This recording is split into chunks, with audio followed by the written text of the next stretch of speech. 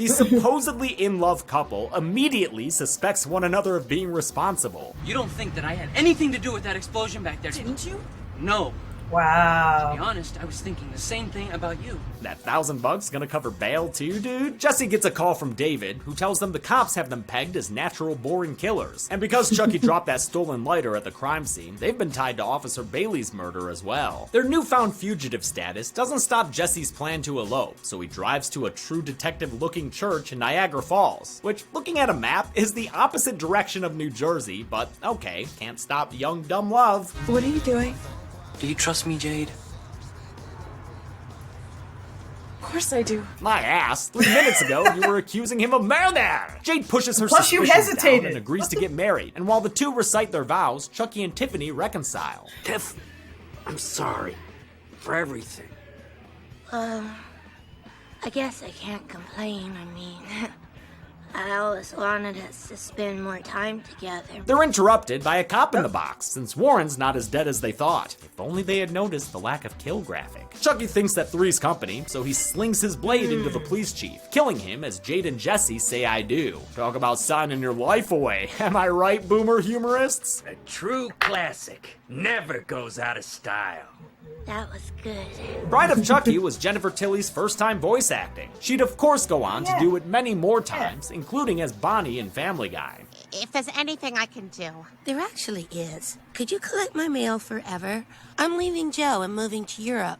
I didn't sign up for this. She and Brad Dourif spent 3 days recording their lines prior to the rest of production. Mancini had the idea to put them in recording booths facing each other so they could bounce back and forth and occasionally improvise. Both of them seemed to love the experience. You look like Martha Stewart with that thing. Oh, what the hell? I need the exercise. The newlyweds retire to a honeymoon motel where they touch their faces and watch a news report on their supposed killing spree. In the absence of any other information, these kids have to be considered armed and extremely dangerous. Detective Lieutenant Preston there is played by Lawrence Dane, last seen on the kill count as Hal in Happy Birthday to Me. Preston says that one of the lovers might be unaware of their partner's murderous tendencies, prompting more suspicious glances between the now married couple. With trust issues this deep, that ring ain't gonna work as a band-aid. All of a sudden, a pair of honeymooners burst in from the adjacent room. These sexy swingers are Russ and Diane, the latter played by Janet Kidder, Margot Kidder's niece. They're looking to join the party, Really? like, you know, in bed.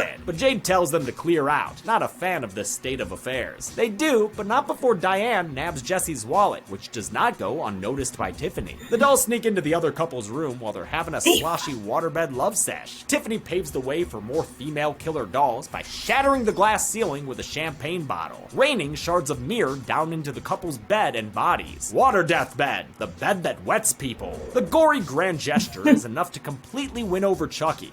I love you. And he nabs Diane's ring finger for a fireplace proposal.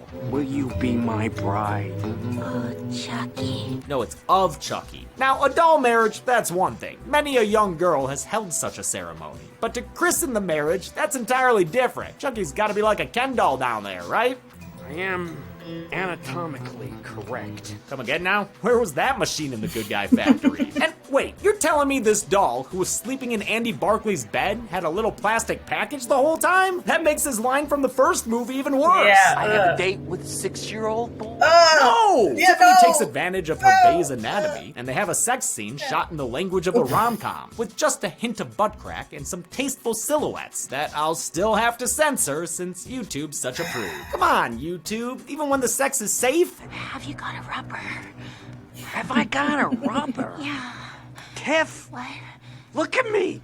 I'm all rubber. Jennifer Tilly improvised that line about having a rubber, and Dourif came up with his response on the spot. Like I said, they had a lot of fun recording their lines. When we were doing the looping, David and Dom were saying, well, you know, they'll just drop below frame and have doll sex. And I said, oh, we should make noises. And so me and Brad Dourif were in the recording room making all these little doll sex noises, and it was so much fun. This whole scene is a great example of how game Jennifer Tilly is to do weird stuff, both as a human and as a doll. Her commitment gave this franchise new life that propelled it into a second act, a raunchier act that required all of the crew to be on board as well. We built these little tongues that'll actually come out and dart around a little bit and exchange a touch or two. A housekeeper played by Kathy Najimy finds the watery carnage the next morning. Unable to hocus pocus this mess away, the Sanderson sister acts scared and her scream sends Jesse and Jade on the road again. David arrives in a jump scare, having come to see them after they each called him the night before, whining about how they think the other one might be a killer. Hey, wait, why is David riding with them on this trip now? Did he walk to the motel or take a taxi to Niagara Falls? Because of their twin suspicions, David figures that neither can be the killer. Oh good, you two can trust each other for a few whole minutes again. The good vibes end when David delivers an amazing line read. Oh, something really stinks in here. He finds Clifford the big red body. He grabs Lauren's firearm and Jesse and Jade immediately accuse each other again. Fucking just shoot them both, dude. After they pull over, Chucky and Tiffany finally reveal themselves. Nobody move! The surprise! Freaks out David so bad, he wanders into traffic and gets sent to his final destination by a passing semi-truck. Damn, that boy popped like a human water balloon. The dolls force the couple back on the road and make introductions, reintroductions, and meta jokes. How did you end up like this? Well, it's a long story. It sure is. In fact, if it was a movie, it would take 3 or 4 sequels just to do it justice. Jesse finally understands after like 12 or 13 double takes. They trade in Jesse's van for a less conspicuous RV, whose owners we see have been killed off screen and unceremoniously stuffed into a closet. Tiffany makes herself at home on the range stove and prepares Jade's body for her soul housing, giving her a Monster High makeover. Unsure of how else to get out of this situation, Jesse recalls some motherly advice that Tiffany gave him earlier. Never take her for granted. It's like my mother always used to say, a woman spends all day slaving over a hot stove for a man, the least he can do is the dishes. He uses Tiffany's reverence for her mother and decides to stir up trouble in paradise. She's not much of a housekeeper, is she? Tiff? Those dishes aren't gonna wash themselves, you know. Chucky takes the bait and makes one demand too many, and the ensuing argument quickly turns personal. Take it from me, honey. Plastic is no substitute for a nice hunk of wood. Well, depends on if it's got batteries or not. The domestic dispute gives Jade the opening to knock Tiffany up and into the oven like she were a witch from a fairy tale. Jesse follows suit by knocking Chucky out the window, but a bullet spray causes him to drive the RV off the side of the road. Great vehicle crash here. Call me simple, but I love when cars go boom. Tiffany escapes extra toasty, looking like Chucky at the end of the original film, but Jesse manages to intervene and save his, I guess wife? Never really thought about how they're married now. A loose wire sets off an action movie explosion that hurls Jesse away from the RV. He survives, but sees Chucky forcing Jade to carry him to the cemetery. Jesse chases after them with Tiffany in tow. She is not having a comfortable time. Yeah, it's because he's carrying her by her hair. What the freak, dude? At the cemetery, Chucky shoots the state medical examiner, digging up his body because of its connection to the murders. Talk about a graveyard shift. He forces Jade to exhume his bastard skelly body and gets his hands on the bling that's gonna make him a damn bala. Jesse arrives with Tiffany and puts his gun up to her head, turning her into peanut butter baby. They have themselves a good old-fashioned hostage exchange, during which Tiffany regrets her taste in men. Why can't I ever get it on with the real good guys? Her hesitation is only compounded after the couples reunite. Catch me, Chucky. He's like, nope. She might be a bit overdone, but she still sounds like Jennifer Tilly. Chucky decides to go tit for tat, but Jesse spins around and takes the knife instead. The injury incapacitates him and allows the killer doll to regain control of the situation. We get our third voodoo incantation of the film, and since it's their grand finale, Tiffany wants to cap it off with a final kiss. And she means final kiss, since Jade and Jesse's flip-floppy romance has inspired her to stab Chucky in the back. This bride's going Frankenstein in a big way. Oh, Chucky, look at us. Don't you see? We belong dead. But as we all know, Chucky's resilient, so true to form, he springs back to life and beats down Tiffany with a shovel. A top-down shot shows us their all-out doll fight! During this down and dirty battle, which I can really dig, the duo was played by Debbie Lee Carrington and a returning Ed Gale. Chuck ultimately comes out on top and stabs Tiffany in the heart. My mother always told me. Right in the heart. Love would set me free.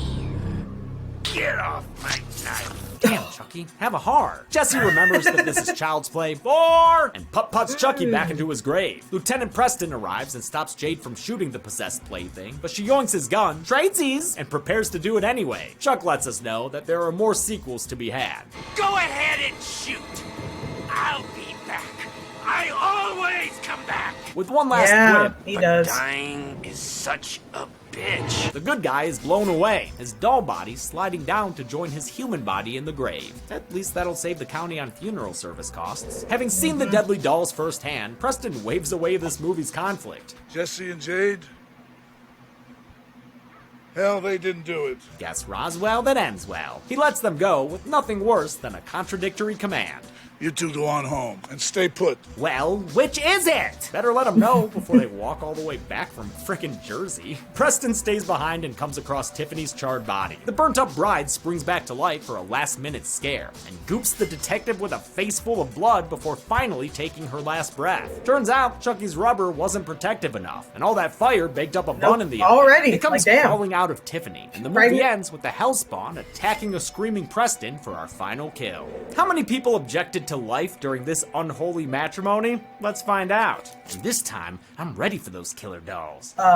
Where'd they go? Shit, where'd they go? Hey, stop that! Hey, you two, stop! Gross, get a room! It's not my house. Jesus. 14 people died in Bride of Chucky, 10 men and 4 women, giving us this father of the pie chart. Now, things are gonna get a little complicated. Chucky had 6 individual kills and 3 with Tiffany. I'll put them all on the point chart. An asphyxiation, an electrocution, an incineration, 2 bladed kills, 3 gun kills, and a miscellaneous, which was David going splat. Now, Tiffany is gonna have her own point chart, although it will recount their joint kills, David and the RV owners they shot. On her own, she added 3 bladed kills, if you count the glass shards as such. Now, here's how their kills break down on an individual versus combined basis, and here is the continuing installment comparisons, Bride taking the lead by far. With a runtime of 89 minutes, we had a kill on average every 6.36 minutes. Golden Chainsaw for coolest kill has a bunch of options, but right now, I'm feeling it should go to Russ and Diane. It's so spectacularly violent and memorable, with the glass and water going everywhere. It's arguably the goriest kill in the movie, and it's enough to make Chucky put a ring on it. Doll Machete for Lama's kill will go to the RV couple, killed off screen and probably undeserving of it. I bet they were retirees just trying to road trip, you doll monsters! And Champion Chuckle for funniest part also has a lot of options, but I have to go with the line that has stuck with me the most for all these years. Rude fucking doll. And that's it. Bride of Chucky came out in 1998 and was the Chucky movie when I was getting into horror. Its sequel would come out 6 years later and leave many people upset. I'll show you next week, but until then, I'm James A. Janice. This has been The Kill Count. On the next Kill Count. We've seen the invisible. We've lived with the monster. We've counted the count. Silly. But now it's time to let our leg hair out Wolfman. and howl at the moon. The Wolfman. Wolf, gypsy woman, murder, what is this? Another classic Universal monster movie. Oh.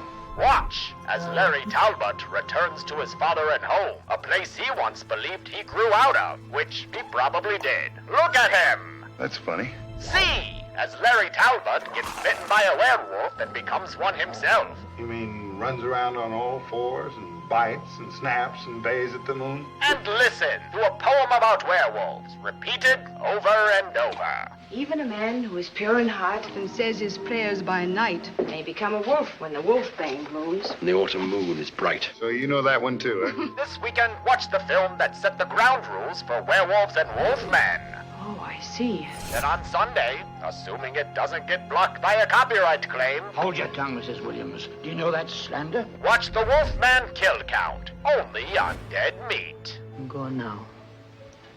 And heaven help you. The Wolfman can currently be watched on the pictured streaming platforms. Dead Meat always recommends you watch the movie for yourself before its kill count. It's the only way to have your own properly informed opinion. Kill counts are never meant to replace the experience of watching a film. Thanks a lot for watching this Kill Count Recount. Big thanks to Zoran for coming over and being Pinhead in that stupid big mask in this hot-ass studio. It's okay. You finish my movies when you have time. No, or you Zoran? just make Zoran do them. Because he's used to doing shit. Also, thanks Assistant Ben, he's been doing the set deck, and my housemate James Gressel has been controlling the Chucky and all the To The Numbers bits. In the Child's Play 2 one, he smacked me in the head pretty fucking hard with one. Thanks for your patience about the Child's Play 3 recount. The copyright claim was a big ol' fucking headache. Dancing. I want to thank some patrons like Jerry Paulson, Josh Ten, Josh Moniz, Julian Embat, Kevin Michael Pearson, Horror Movie Person 123, Lexi, Lone Wolf, and Luca. Thanks everyone. Be good people. Yeah, I think this movie is kind of like my favorite Chucky movie. Yeah, I wasn't really a big fan of Seed of Chucky. Though if you like it, that's okay, you know. But it's just not my cup of tea, man. It's just not my thing. Like, yeah, and as a kid, I watched Three's Company. Actually, the first time I was introduced to John Ritter was through that PBS show, Clifford the Big Red Dog. And man, I was sad, man, as a kid when I heard that he died, man. And yeah, Jennifer Tilly, like, she was really, really good in this. No matter if she was playing as herself or, voicing Tiffany. And actually, yeah, everyone was great in this.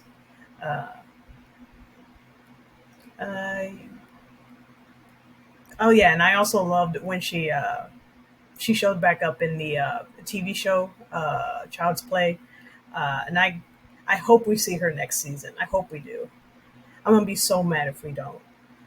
But anyway, that's it. That's my reaction to Bride of Chucky 1998 Kill Count Recount by Demi. Everyone, take care of yourselves and each other, and I'll see you in the next one. Bye.